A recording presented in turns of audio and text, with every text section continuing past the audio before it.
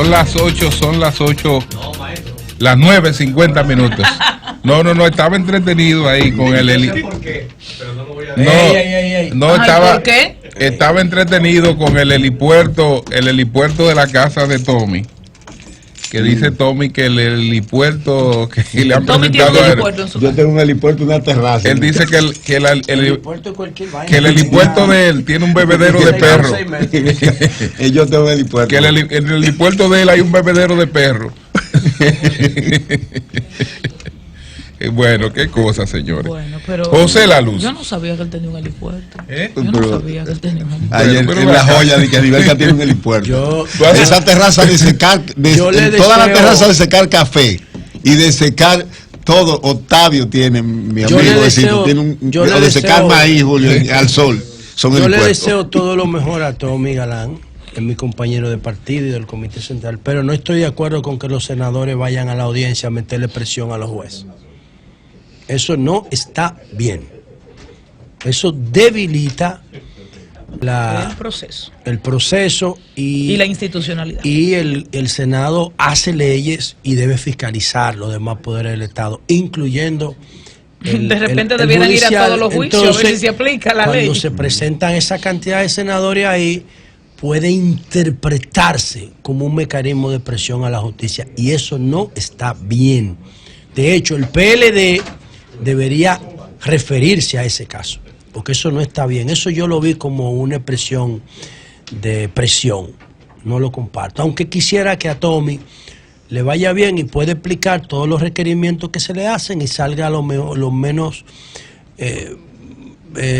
penalizado posible por esto. Eso no tiene que ver con eso. Pero la presencia de los senadores en esa audiencia no me gustó.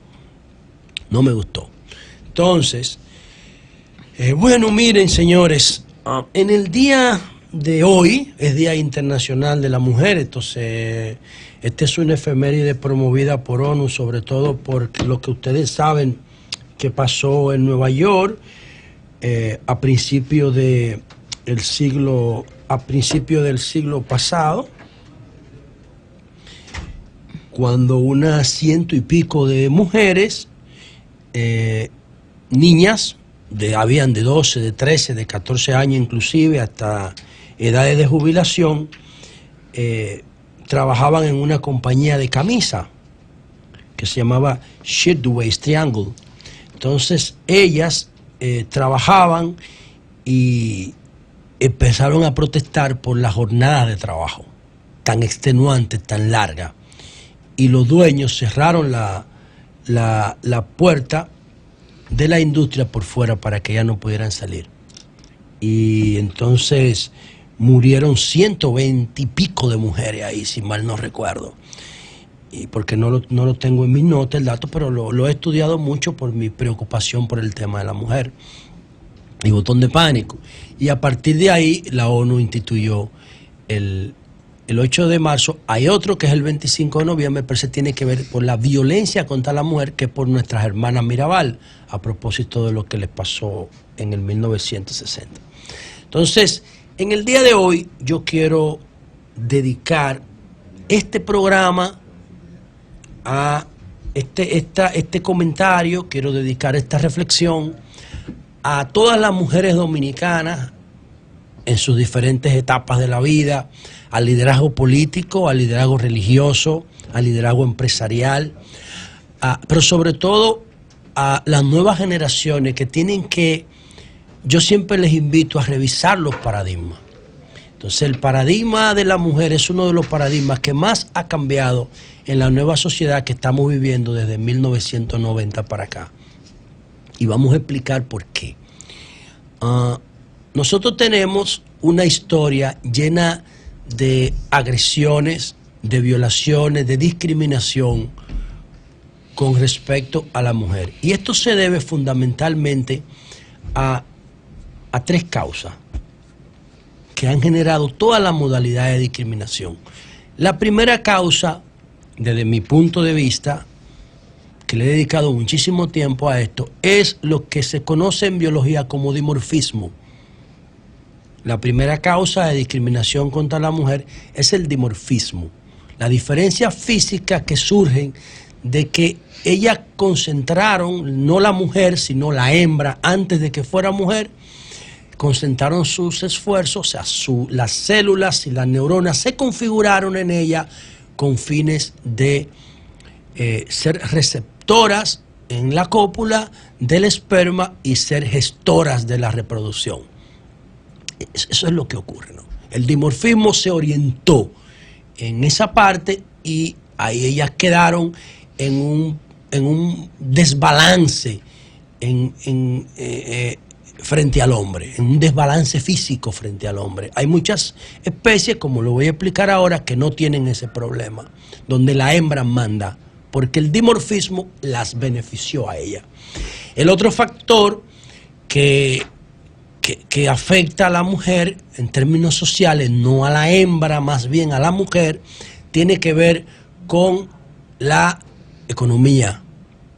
La mujer se discapacita brevemente y cuando tiene que atender las labores de maternidad.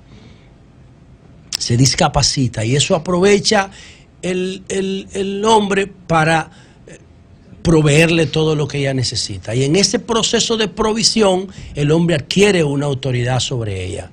Porque si ustedes ven una vaca pariendo en el campo, ustedes van a ver que la vaca, como nace con su cerebro completo, 1 hora después de haber nacido el becerro, ya está valiéndose por sí mismo y caminando. Pero como el ser humano es un producto social, no biológico, o social y biológico al mismo tiempo, el ser humano necesita de los demás para poder subsistir, sobre todo de la madre. Entonces no se puede valer por sí mismo. Y la maternidad es una modalidad de discapacidad en la mujer y en la hembra. Ahora en el siglo XXI ya la maternidad puede ser sustituida por terceros, con ayuda de la tecnología y de las especializaciones. Pero antes eso era imposible. Entonces la maternidad se convierte en una variable de discapacidad para que la mujer tenga menos oportunidades que el hombre de competir en la sociedad. Ese es el segundo paso, segundo factor. Y el tercer factor es la religión. Es la religión el segundo factor. ¿Y por qué yo digo esto? Bueno, vamos a ver ahora mismo breve. La Biblia, en el Génesis 1, oigan lo que dice, señores. En el primer capítulo de la Biblia, por eso quería dedicarle este comentario a todos los sectores de la sociedad, incluyendo a las religiones. Dice, y se dijo Yahvé Dios, no es bueno que el hombre esté solo, voy a hacerle una ayuda proporcionada. ¿Ustedes están escuchando? Lo que dice la Biblia en su primer capítulo es que la mujer nace como un complemento para suplir la soledad del hombre, dice Dios. Y ahí empieza entonces el tercer factor de discriminación. Hablamos de dimorfismo, hablamos de economía, por la discapacidad de maternidad, y ahora hablamos de religión. Entonces no es que la religión quiera dañar a la mujer, ni subrogarla, ni discriminarla. Es que no había herramienta hace 4000 años cuando esto se escribió para entender que es una mujer. Y ellos lo que hacían era, interpretaban por la forma, lo que yo decía ayer aquí, interpretaban por la forma lo que era la mujer. Porque no tenían capacidad tecnológica para llegar hasta el fondo. Se quedaban en la superficialidad y le daban interpretaciones. ¿Quiénes escribieron la Biblia? Hombres. Y por eso los hombres aprovecharon y le dieron un rol complementario a la mujer. Y esos son los 3 factores. Entonces, ¿qué digo yo con relación a esto? Esos 3 comportamientos se fueron filtrando en la sociedad. Se fueron filtrando, se filtraron a través del derecho romano, todo lo que tenemos en nuestro Código Civil, que es el Código Civil Dominicano es un documento aberrante contra la mujer. Y ese Código Civil, ¿de dónde nosotros lo heredamos? De los romanos a través de los franceses. De hecho, el concepto de mujer, que tienen que entenderlo claro, el concepto de mujer es un concepto construido por los romanos. Mulier significa cosa débil. Eso viene del latín, que era una región del centro de Italia. Madre de todas las lenguas occidentales, el latín, que construyó el concepto de mujer. Y el concepto de matrimonio también. El concepto de matrimonio viene de maternidad. El concepto de matrimonio en su etimología no involucra al hombre. Es solamente una obligación de la mujer. Matri viene de maternidad y monio es una religión jurídico-religiosa. Es una tradición de la mujer el matrimonio en su etimología original. Entonces ustedes ven como el concepto de mujer y como el concepto de matrimonio son discriminatorios contra la mujer. Y los dos son dos figuras romanas. Entonces, esa Roma, en ese derecho romano, en ese derecho del pater familia, donde el hombre era la cabeza, la institución, la batuta, todo de la familia, el hombre podría tener un harén para él, con todos sus familiares y sus esclavos juntos y todo. Eso se filtró al derecho civil después de la Revolución Francesa. Incluso recuerden ustedes el tema de la Revolución Francesa. Cuando la Revolución Francesa se proclama, lo que proclama es los derechos universales del hombre, no del ser humano, es del hombre.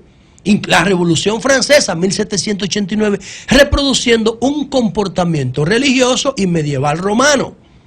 Ahora, ahí en ese proceso surge una figura que se llama Marie Gousset, que yo considero que después fue guillotinada por los revolucionarios.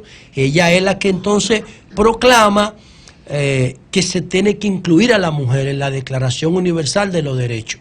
Y habla y escribe un documento que se llama Declaración de los Derechos de la Mujer y de la Ciudadana. Entonces después se cambia y en vez de Declaración Universal de los Derechos del Hombre, se pone Declaración Universal de los Derechos Humanos.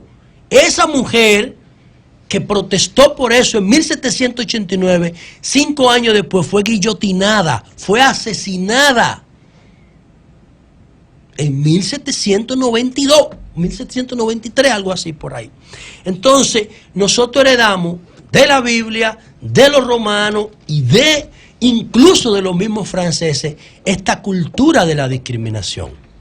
Entonces, esta cultura de la discriminación va comportándose de acuerdo a si el entorno para la mujer es de paz, tiene más derecho; si el entorno es más de crisis o de guerra, tiene menos derecho. Aquí tenemos desde el año de 1965 en paz y la mujer tiene mucho derecho. Pero como en el Medio Oriente nunca hay paz, o hay crisis, o hay conflicto, no hay democracia, no hay representación, la mujer permanentemente es discriminada. De hecho, ayer en mi programa de Showroom Digital de los jueves, nosotros hablábamos de que en Arabia Saudita hay una aplicación para que el hombre autorice a la mujer a hacer las cosas que ella quiere hacer. Ella quiere salir a la calle con el pelo descubierto, es una aplicación y el hombre la autoriza por teléfono. Ella quiere ir a un estadio de fútbol, el hombre la tiene que autorizar. Ella se quiere maquillar, el hombre la tiene que autorizar. Todavía eso. Entonces, ¿por qué? Porque esas sociedades viven en crisis institucionales y por eso tienen ese comportamiento. Entonces, ¿qué yo propongo a la sociedad dominicana en el día de hoy? Nosotros tenemos que abocarnos a todos los rectores de las universidades, a la Academia de Ciencias, a los sociólogos de este país. No digo el Ministerio de la Mujer, porque aunque yo soy muy amigo de todas las personas del Ministerio de la Mujer, el hecho de que haya un Ministerio de la Mujer en la República Dominicana es una expresión de discriminación. Por eso no digo eso. Aunque están haciendo un trabajo maravilloso, aquí no debería haber un Ministerio de la Mujer, porque el hombre y la mujer deben ser, en derechos son iguales. Y no hay un Ministerio del Hombre. Entonces, a todas esas instituciones organizadas que tienen que ver con el conocimiento, con el estudio, con la investigación, tenemos que definir científicamente a la mujer. La sociedad occidental tiene que abocarse a una definición científica de la mujer. Yo particularmente no la he encontrado y por eso la estoy construyendo. Si alguien sabe y lo estoy diciendo por uno de los programas más escuchados y vistos de la televisión dominicana, si alguien de la comunidad científica dominicana o latinoamericana o norteamericana conoce un libro donde se defina a la mujer científicamente, que no sea jurídicamente o que no sea bíblicamente, que me lo traiga aquí y yo lo asumiré, pero yo no lo he encontrado, y como no lo he encontrado, estoy construyendo una definición científica de la mujer. Donde yo empecé a encontrar cosas maravillosas de este tema, y esto es una primera vez que voy a decir esto públicamente, primera vez que lo voy a decir públicamente. Yo me encontré en un reporte que publicó la revista Science hace aproximadamente un mes y pico, con algo impresionante. En el sur del río Congo, en África, en el Congo, hay una comunidad de chimpancés. Escuchen esta vaina. Hay una comunidad de chimpancés que se llaman bonobos. Los chimpancés bonobos tienen un comportamiento totalmente distinto a los chimpancés tradicionales que nosotros conocemos. Los chimpancés tradicionales tienen un comportamiento machista, agresivo, dominante, territorial, igual que nosotros, los humanos. Pero los chimpancés bonobos, que son hermanos de ellos, pero que por un asunto de crecimiento del río y accidentes geológicos, se quedaron atrapados en el sur. Entonces los bonobos no tienen depredadores, porque los gorilas que vivían ahí tuvieron que irse porque no podían comer ese tipo de comida que hay ahí. Y migraron o murieron. Y los bonobos se quedaron en una especie de isla hace 2 millones de años, dice la revista Science. ¿Y qué pasó en 2 millones de años? Ellos utilizaron sus feromonas, sus neuronas, sus neurotransmisores con otro sentido social. Y los bonobos, en los bonobos manda la hembra. Y los bonobos tienen un comportamiento totalmente distinto a los chimpancés. Son pacíficos. Antes de comer, 10 segundos antes de comer, hacen el sexo para no pelear por la comida. Entonces ellos utilizan el sexo como un recurso de armonía social y hacen el sexo durante todo el día. Se besan los bonobos, se besan con lengua, se miran la cara, se acarician sus órganos genitales y no pelean por territorio ni pelean por comida. Los bonobos rechazan la violencia. Pero más que eso, oigan este dato, los bonobos asisten a la hembra en el parto. Son chimpancés, pero se quedaron atrapados en una parte sur del río Congo y tienen un comportamiento distinto. ¿Qué significa esto? Que los bonobos hicieron de sus neurotransmisores, de sus hormonas, un recurso para la sobrevivencia en comunidad. Pero hay algo fundamental. ¿Por qué los bonobos no pelean por comida? Porque en el sur del río Congo hay una abundancia de comida. Si ellos vivieran en escasez, como los que están en el norte, tuvieran un comportamiento de violencia y dominación. Ahora, los bonobos se van a extinguir. Esto es muy importante. Con el tiempo, los bonobos, si nosotros no lo ayudamos, los humanos, se van a extinguir.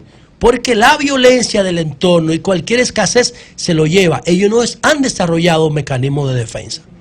Y posiblemente se extingan. Ahí yo encontré una de las grandes diferencias sobre la mujer. La otra, ustedes saben que nosotros nos separamos de esos monos hace 7 millones de años. Y hace 2.3 millones de años que empezamos a humanizarnos como homínidos. Y hace 10.000 años estamos construyendo civilización después que la Tierra se calentó, después de congelarse. Entonces nosotros tenemos 4.000 años tratando de organizar derechos para las mujeres, pero tenemos 7 millones de años pisoteándola. Y entonces tenemos que abocarnos a construir una definición científica de la mujer. Si ustedes se ponen a ver, últimas 2 ideas que me faltan en este esbozo, si ustedes se ponen a ver los videojuegos, por cada 10 videojuegos que se lanzan al mercado, hablo de los videojuegos de los gamers, porque ahora mismo los videojuegos son la actividad social que concentra mayor cantidad de personas en línea, juntas.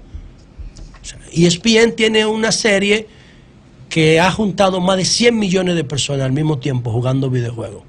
Eso no lo consigue ni el Super Bowl. Ustedes saben que de cada 10 videojuegos que se emite al mercado, 8 son para niños varones. Esto que yo estoy diciendo, ustedes no lo van a ver en ningún otro sitio. Son estadísticas que todavía no se han comenzado a compilar. 8 de cada 10 son de violencia, son de competencia, son de machismo. Entonces, ¿qué sucede? Que todas esas cosas poco a poco van sumando una cultura del machismo. ¿Qué yo le recomiendo a la mujer dominicana y a la sociedad dominicana? Que la mujer no debe apostar a igualarse al hombre en todos los espacios. La mujer tiene que apostar a consolidar el Estado de Derecho, porque la mujer y el hombre no son iguales ni deben serlo. Donde la mujer y el hombre son iguales es en la institucionalidad, en el derecho. Entonces, ayer se publicó un informe donde Google descubrió, el departamento creo que de Estado de Estados Unidos, que Google le pagaba más a un ingeniero hombre que a una ingeniera mujer informática. El problema es que más del 90% de los informáticos son hombres. Y Google tenía una cultura y la estaba reproduciendo sin sentido. Ahora le va a pedir disculpas a la sociedad y va a homologar ese tipo de cosas. Entonces, nosotros lo que tenemos que apostar a que se consolide la sociedad de derecho. Si se consolida la sociedad de derecho, se van a garantizar las conquistas de la mujer. Si mañana nuestra sociedad entrara en crisis de gobernabilidad, automáticamente los derechos de la mujer entran en crisis. ¿Cuál es la forma más idónea de consolidar, de ampliar y de garantizar los derechos de la mujer a propósito del día de hoy? Apostándole al Estado de Derecho. Si seguimos en un Estado de Derecho, la mujer va a seguir validando las conquistas jurídicas obtenidas. Si entramos en crisis, automáticamente los va a perder o se van a debilitar. Y por eso me quedo con estas dos reflexiones. Número 1, definir un concepto científico de mujer, no moral, no bíblico. No jurídico. Punto número 2, apostarle al Estado de Derecho. Si le apostamos al Estado de Derecho, los derechos de nuestras mujeres se van a seguir ampliando y se van a seguir consolidando. Cambio fuera.